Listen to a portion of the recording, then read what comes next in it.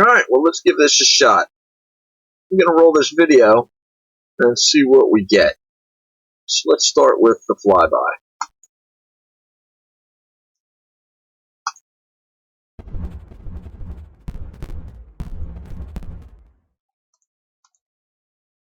Welcome to AC Actual. I just wanted to touch base with you on this Ukraine thing. I actually had broken this story a couple days ago, and I was ecstatic to see it on Tucker Carlson this evening. He went in depth on it. But he left a couple things out, and I'd like to get to a little bit of that and just throw a little bit of my comments around this. The story's been out for a couple days. Let's roll the video. Here's what we got. We have a minute left. Let me ask you, does Ukraine have chemical or biological weapons? Ukraine has biological research facilities, which, in fact, we are now quite concerned Russian forces may be seeking to gain control of. So we are working with the Ukrainians on how they can prevent any of those research materials from falling into the hands of Russian forces should they approach. I'm sure you're aware that the Russian propaganda groups are already putting out there all kinds of information about how they've uncovered a plot by the Ukrainians to release biological weapons in the country and with NATO's coordination. If there's a biological or chemical weapon incident or attack inside of Ukraine, is there any doubt in your mind that 100% Is there any doubt in your mind? behind it? 100%? There's no doubt in my mind, Senator, and it is classic Russian technique to blame on the other guy what they're planning to do themselves. Last question. So he's accusing you of being a Democrat. Their their reserves as a way to buffer sanctions. Do you know how, now that we've sanctioned the central bank along with others, what do we have an idea what percentage of their reserves are frozen or inaccessible to them? Virtually all of them are now frozen. You notice that the country's been under currency controls for almost 2 weeks now, and the whole point of putting so many of these top 10 banks under sanctions is to make it impossible for them to get access to their cash in hard currency. Thank you, Senator Shaheen. All right, let's not forget a couple things here now. The story broke a couple days ago. Putin put out approximately 5 months ago, we have the documents, that they filed a complaint with the UN over illnesses occurring on at the border. There's two breakaway provinces, Luhansk and Donetsk. Fact check me on that. Probably saying them wrong. That these two places were experiencing problems, that people were being tested on against their will. So then he invades, and immediately there's stories going around. Now, we can't confirm. It's a war zone. It's impossible to confirm what's taking hits, what's not. We had documents that there were 11 bioweapons labs, research labs. 11. And that was an investigative journalist by the name of George Webb had broken that story quite some time ago, that it's a well-known fact in the intelligence community. This is old hat. This is an old story, that the U.S. has been funding, just like is in Wuhan, funding bioweapons. I'm not even sure if I'm phrasing that right. They're funding bio-something research in Ukraine. Now, as it turns out, there's something like over 25 labs there. One of them is in a zoo. This is spooky.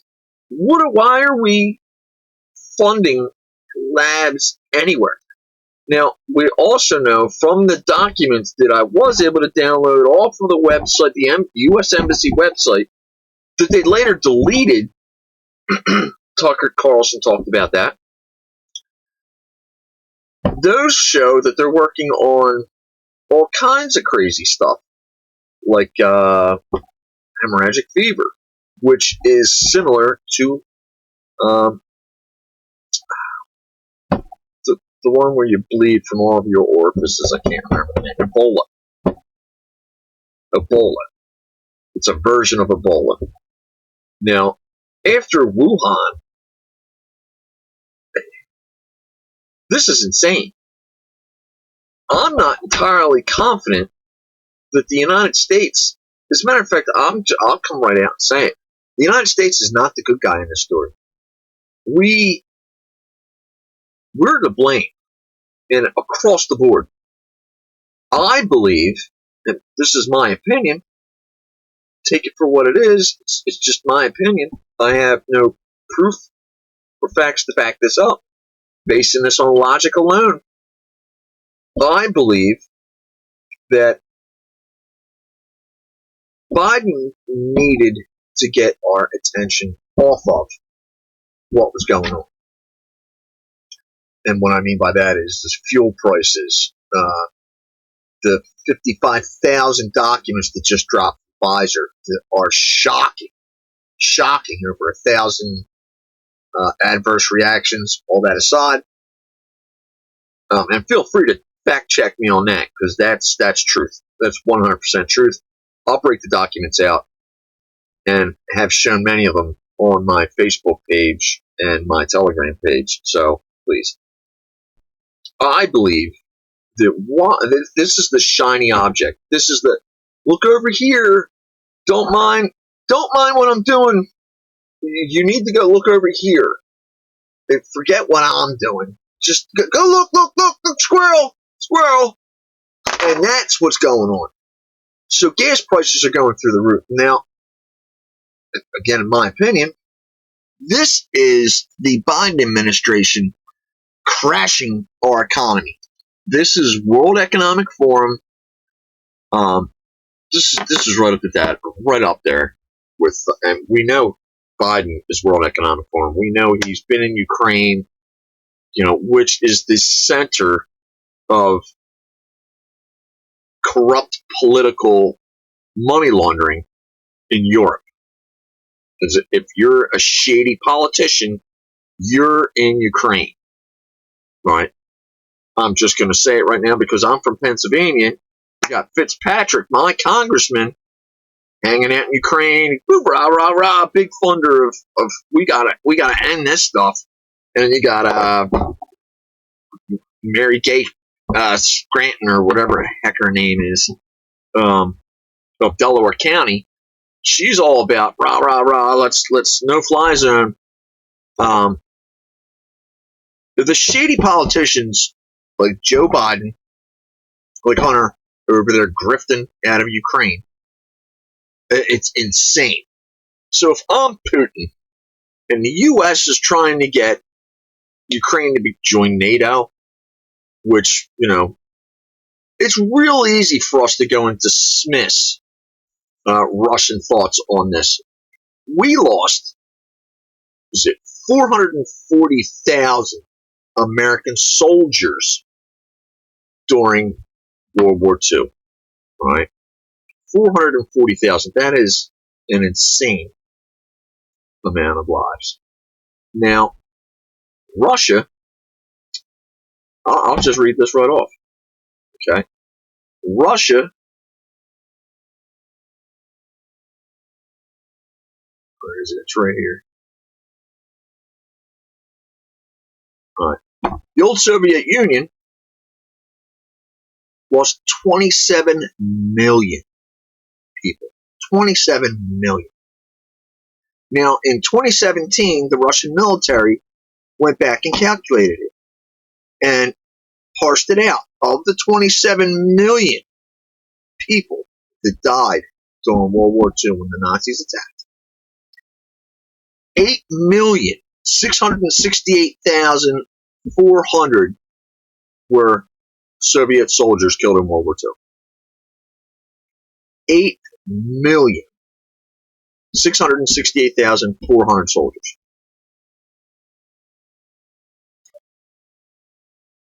try and comprehend that number.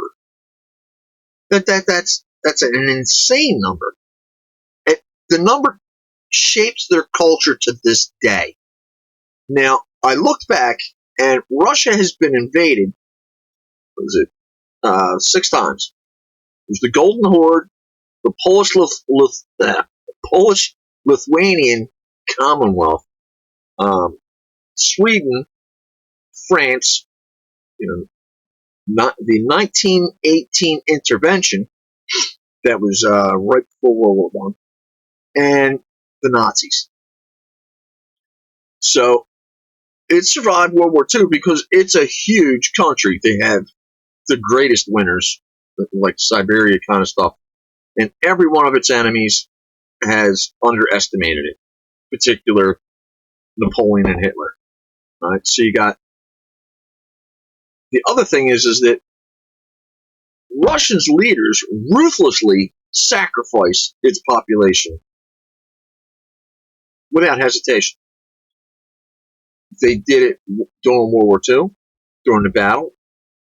They also did it through famine. When they took over Russia, or the Soviet Union, right after they took out the Tsar. I don't even have the numbers on this, but millions were killed. And then they went after the kulaks. Now, kulaks were the farmers, all right, which were the middle class. They destroyed the middle class. And I mean, as in literally, imprisoned them all, murdered them. You could look at what's going on today and the parallels to what happened in Russia or the Soviet Union they're almost parallels, almost identical. Both color revolutions, the only slight difference, without getting too crazy about it, is the difference in class warfare. So there it was the proletariat, and here in the United States they couldn't do that. So they did it by race. It's all, black, white, blah, blah. It's all class warfare. Everybody's constantly divided up into classes. Gays, and, homosexuals, and white guy, and the whites. Just unvaccinated, vaccinated. It goes on and on and on. So, from Napoleon to Hitler, Russia fought off these attacks because it spared no expense in human life repelling the invaders. Like the Europeans, Russians waged attrition warfare, which is the kind that we don't like. And again, you got the total death toll in World War II for the U.S. was 420,000. The Soviet Union was 27 million. Now, the point that I was getting at, all this loss shapes our culture today and in a very particular way. And here it is. There was a Pew study done in 2015 that found for every 100 women, there are 86 men. To be fair, the study also points out that alcoholism and suicide played a large role, but no one can dispute the loss in the Russian soldiers in World War II. Now, myself, I specifically remember this. I can't recall who did it. It was either Vice or something like Vice, maybe PBS. I'm not sure. Fact check me on that. But I recall a documentary where Russian women were attending classes, and this was all just a few years ago, where Russian women were attending classes on how to catch a man, what you needed to do to make a man happy, because the competition was insane. I specifically remember being shocked by this because in that documentary, and I don't know where in Russia I don't remember where in Russia this was, but it was 10 women to every man. 10 women to every man.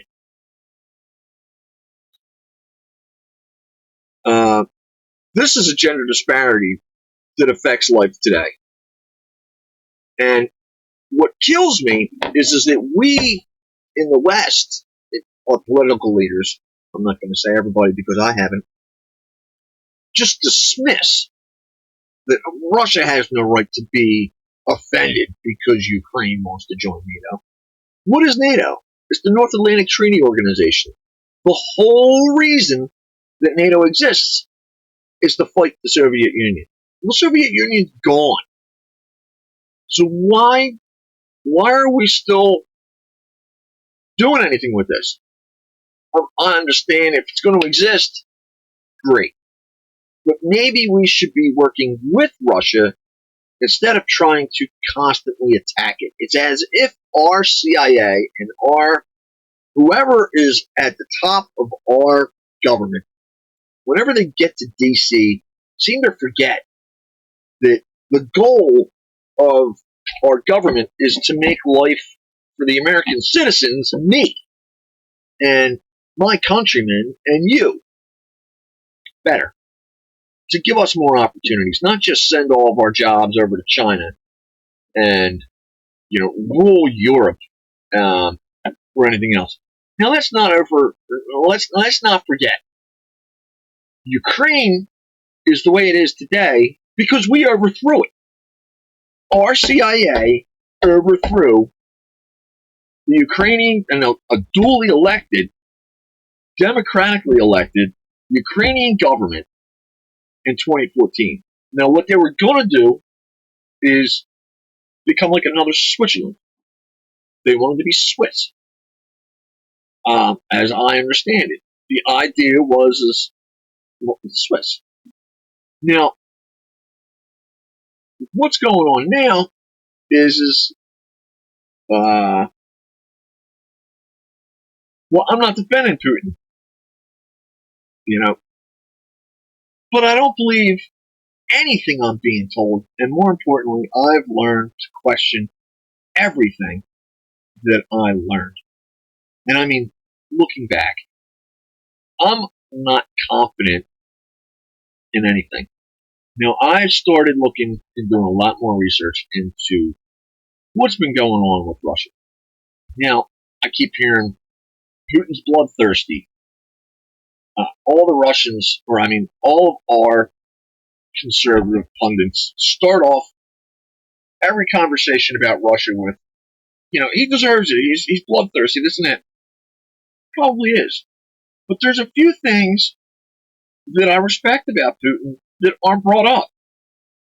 Let me start with this one. Because I started looking into this. And you got Russia. All right. Putin just returned the ruble to the gold standard. Could you imagine how great it would be to be on the gold standard right now? We don't even know if we have gold in Fort Knox anymore. The stories that you hear, which none of them are substantiated. We can't verify anything. But nobody has, that I understand, nobody has audited the gold in Fort Knox for decades. So we don't know what's there. There's rumors abound that, one president after the other sold it, including that Obama sold it. I don't know if any of this is true, but I do know that we haven't been able to verify if there's anything there. So we work off of what's called modern monetary theory. And modern monetary theory is we like debt. So we're going to incur debt, and debt's great. Well, debt is only great for one particular group of people. Think about that. Who is debt great? What does debt work for? Banks. Only banks do well with debt. So,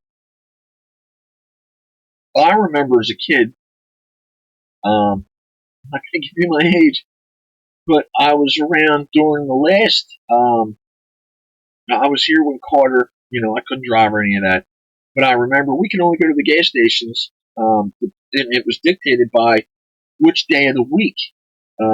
You look at your license plate, it was like the last three numbers, the last number of your license plate, dictated which days of the week you were allowed to go get fuel. Now, back then, nothing was open on Sundays, so that was out. So you could either go Monday, Wednesday, Friday, or Tuesday, Thursday, Saturday. That was it. If you needed, you blew through all your gas on Monday. Sorry, you can't get gas till Wednesday. That's how it was.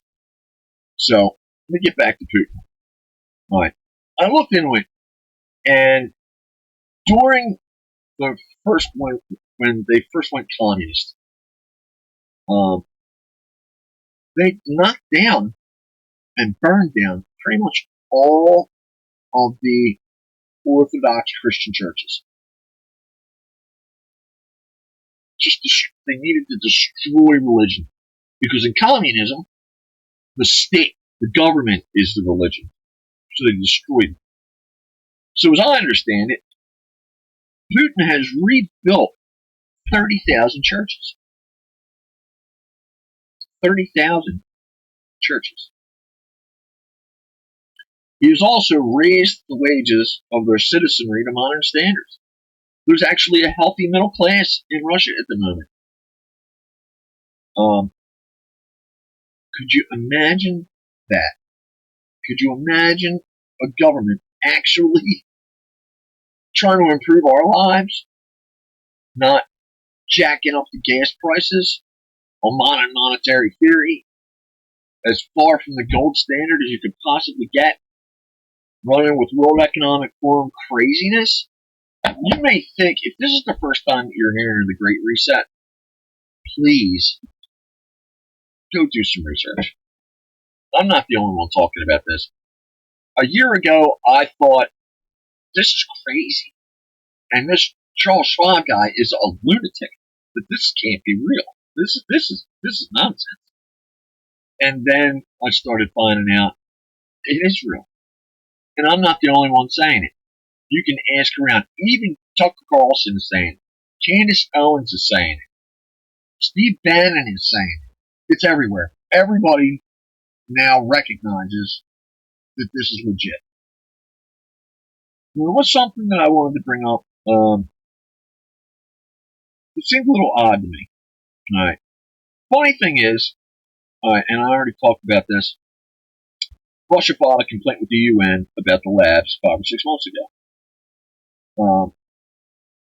Now, in an interview that I watched with Dr. Robert Malone, the inventor of the mRNA virus, he said that he recalled a statement from a CIA agent that had told him back in, I believe it was October, that war would break out in Ukraine in February. What? That's kind of strange. There's a strange piece of information. How can that be true? Either it was planned, somehow the CIA knew that Russia was going to invade Ukraine, or we would provoke Ukraine. Even then, how could you be so sure? You could probably say, well, we're going to do something. God knows what we don't know. We need to listen to what Russia's saying, because there's this vicious clampdown, shut down RT, which is odd.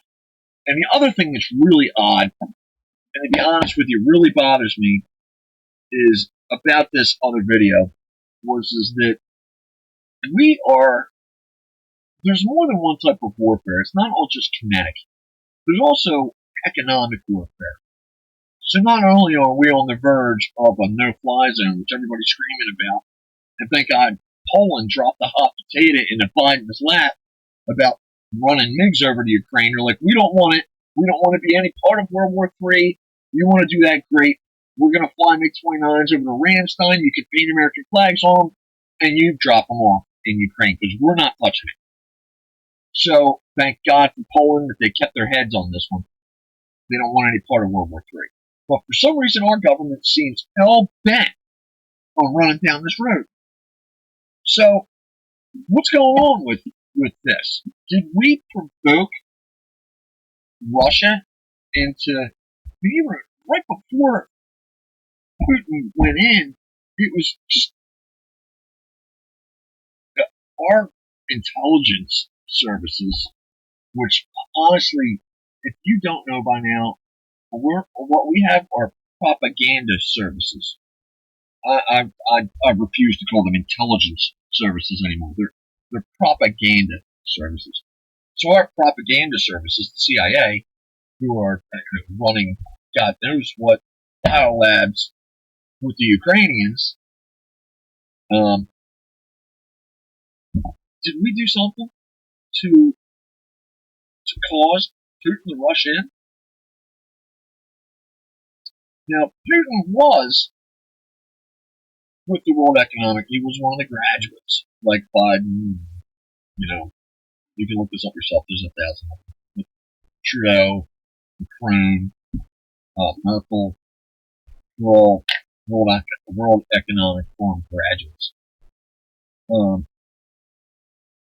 What did we do? So did Biden, or I'm sorry, was Putin in on the plan? Because it seems to me like maybe he's KGB. He's a spy. Was. From what I heard, he wasn't like a great spy. He was like mid-level. So who knows? But it's possible that he did the World Economic Forum thing to get ahead, thinking, yeah, I'm going to be president. Learned all kinds of, whatever they teach you at the World Economic Forum. And then, imagine this. Imagine when it came time for Charles Schwab to look at his plan for the World Economic Forum, what the Great Reset was going to do. He suddenly thought about it and said, you know what? I can't sacrifice my country. I actually love Russia. What if he did that? I mean, we couldn't fathom. I mean, our president would have done that. Trump would have been, no way. As a matter of fact, that's a whole other episode. I know he was trying to break this up, whether wittingly or unwittingly. Biden hates us. He hates the United States. And I'm confident that I can say that if he has anything to do with it, he's going to crash this economy well before the elections. To either put us in a situation, anything that they can do to avoid an election. Anything. Whether it's another variant, another hemorrhagic fever that suddenly breaks out, or God knows what. So what if Putin was fighting this? Again, I don't know Putin. From what I hear, he's a terrible, terrible person. Russia is evil. But I've also learned not to just put stock into everything I'm being told, because everything's a lie. Everything is a lie. Everything. I don't trust a word that comes out of our government. A word. I don't trust a word that comes out of our news service, and I mean any news. I'm talking about, of course, mainstream media. I'm going to go there. I don't trust Fox, and I don't trust Newsmax. I don't trust anybody. I'll give Tucker Carlson a lot more weight, but I don't trust anybody. You can even go down the line. I mean, because I spend an immense amount of time gathering information, and I'm just an absurd. I look at everything. Everybody who's an influencer or producing news, or I'm gathering it and trying to weigh it out against everything that I'm seeing. And I don't have solid information on Putin. What I do know is that he keeps getting elected, whether those elections are as legit as ours in 2020, which, I mean, come on, 81 million votes. Or, I don't know. The Russian people seem happy. And I wish American people were happy. So anyway, I'm going to leave it there. I'm AC Actual. I am an independent journalist. I don't make a dime doing this. I'm not paid by anybody. I started doing this right after I realized that I was being lied to. Then I started a news service, and when the First Amendment came under attack and people were screaming for information, I flooded Facebook with as much information as I possibly could, and I got caught. Then I found a way around it, and I started a news service based on that. So if you want to follow me, subscribe to my videos. I'm going to get better at this podcasting thing. I have a lot of information that I'd like to show you. Like the biolabs, I actually have all the documents that the embassy deleted in Ukraine on the biolabs, DoD documents. I got them all before they were deleted. I have 55,000 pages of Pfizer documents that they released, and I want to go through that. I'd like to read off a whole lot of information. There's a lot of information that I have, and I can tie it all together and show you. I also run a Telegram page. I'll get into all that. Again, on AC Actual. Hey, subscribe, ring the bell, and I'll see you guys another time. Take it easy.